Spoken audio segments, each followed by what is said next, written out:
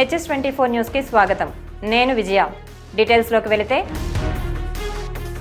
Supreme court 52వ ప్రధాన న్యాయమూర్తిగా justice Bhushan Ramakrishna Gavai బుధవారం ప్రమాణ స్వీకారం చేశారు. రాష్ట్రపతి భవన్లో జరిగిన కార్యక్రమంలో రాష్ట్రపతి ద్రౌపది ముర్ము ఆయనతో ప్రమాణ స్వీకారం చేయించారు. ఈ కార్యక్రమానికి ఉపరాష్ట్రపతి ధన్ఖడ్, లోక్సభ స్పీకర్ ఓం బిర్లా, ప్రధాని నరేంద్ర మోదీ, కేంద్ర మంత్రులు తదితరులు హాజరయ్యారు. జస్టిస్ కేజీ బాలకృష్ణన్ తర్వాత సుప్రీంకోర్టు ప్రధాన న్యాయమూర్తిగా బాధ్యతలు చేపట్టిన రెండో దళిత వ్యక్తిగా జస్టిస్ బిఆర్ గవాయ్ రికార్డులకెక్కారు.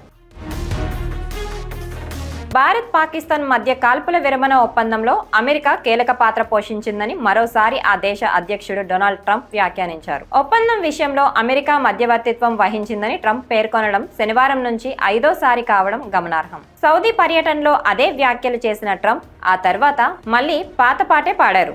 రెండు దేశాల్లో మంచి నాయకులు ఉన్నారని కొనియాడారు. భారత్, పాక్ బలమైన అణ్వాయుధ దేశాలని, వాటి వద్ద శక్తివంతమైన ఆయుధాలు ఉన్నాయని ట్రంప్ అన్నారు.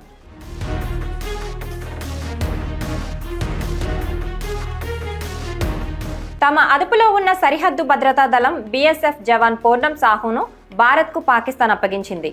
అటారీ వాఘా సరిహద్దు వద్ద పాకిస్తాన్ రేంజర్స్ జవాన్ పూర్ణం కుమార్ను సాహును BSFకు అప్పగించారు. 20 రోజులకు పైగా పూర్ణం కుమార్ పాక్ కస్టడీలో ఉన్నారు. పహల్గామ్ ఉగ్రదాడి జరిగిన ఒక రోజు తర్వాత పాకిస్తాన్ సైన్యం పూర్ణం సాహును అదుపులోకి తీసుకుంది.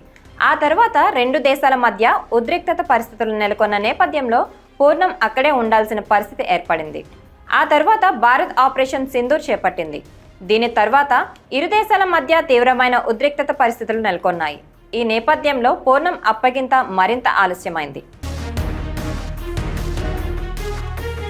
చైనాకు భారత్ బిగ్ షాక్ ఇచ్చింది. పాకిస్తాన్తో పాటు అరుణాచల్ ప్రదేశ్ విషయంలో తమను రెచ్చగొడుతున్న డ్రాగన్కు గట్టిగా బుద్ధి చెప్పింది. ఇండియా ఆపరేషన్ సింధూర్ మీద తప్పుడు కథనాలను ప్రచారం చేస్తున్న డ్రాగన్ దేశానికి సంబంధించిన న్యూస్ ఏజెన్సీలను ట్విట్టర్లో బ్లాక్ చేసింది. ఆపరేషన్ సింధూర్ విషయంలో ప్రజల్ని తప్పుదోవ పట్టించేందుకు ప్రయత్నించడం, ధృవీకరించకుండానే సమాచారాన్ని వ్యాప్తి చేయడం విషయంలో చైనాపై ఇప్పటికే అక్కడ భారత ఎంబాసీ మండిపడ్డారు. ఆపరేషన్ సింధూర్ మీద కొన్ని పాకిస్తాన్ అనుకూల వర్గాలు నిరాధార ఆరోపణ దుష్ప్రచారం చేస్తున్నాయని పేర్కొంది. అవాస్తవాలను వ్యాప్తి చేయడం సరికాదని, ఇది బాధ్యతాయుతమైన పాత్రికేయం అనిపించుకోదంటూ చైనీస్ మీడియాకు భారత్ దుయ్యబట్టింది. 22,000 కోట్ల రూపాయలతో అనంతపురం జిల్లాలో రీన్యూ ఎనర్జీ కాంప్లెక్స్ నిర్మాణం కానుంది. దేశంలోని అతిపెద్ద ఇంటిగ్రేటెడ్ ప్రాజెక్టుకు ఈ నెల 16న మంత్రి నారా లోకేష్ శంకుస్థాపన చేయనున్నారు. గుంతకల్లు నియోజకవర్గం బేతపల్లిలో నిర్మాణం జరగనుంది. దావోస్ వరల్డ్ ఎకనామిక్ ఫోరం సదస్సులో మంత్రి లోకేష్, రీన్యూ చైర్మన్ సుమంత్ సిన్హా మధ్య చర్చలు ఫలించాయి. కాగా 6 ఏళ్ల తర్వాత రాష్ట్రంలో పెట్టుబడులు పెట్టేందుకు రీన్యూ పవర్ ముందుకు వచ్చింది. Team India star cricketer Rohit Sharma Maharashtra ముఖ్యమంత్రి దేవేంద్ర ఫడ్నవీస్కు మర్యాదపూర్వకంగా కలిశారు. సీఎం అధికారిక నివాసంలో వర్షాలో సీఎంతో రోహిత్ ముచ్చటించాడు. అయితే రోహిత్ టెస్ట్ క్రికెట్ రిటైర్మెంట్ ప్రకటించిన వారంలోనే ముఖ్యమంత్రిని కలవడం ప్రాధాన్యత సంతరించుకుంది. దీనికి సంబంధించిన ఫోటోలను సీఎం ఫడ్నవీస్ తన అఫీషియల్ ఎక్స్ అకౌంట్లో పోస్ట్ చేశారు. భారత్ క్రికెటర్ రోహిత్ శర్మను నా అధికారిక నివాసంలో మర్యాదపూర్వకంగా కలిశాను.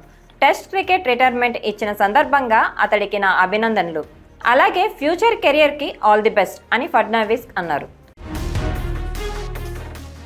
ఇవి ఇవాల్టి అప్డేట్స్. మరిన్ని అప్డేట్స్ కోసం కీప్ వాచింగ్ HS24 న్యూస్.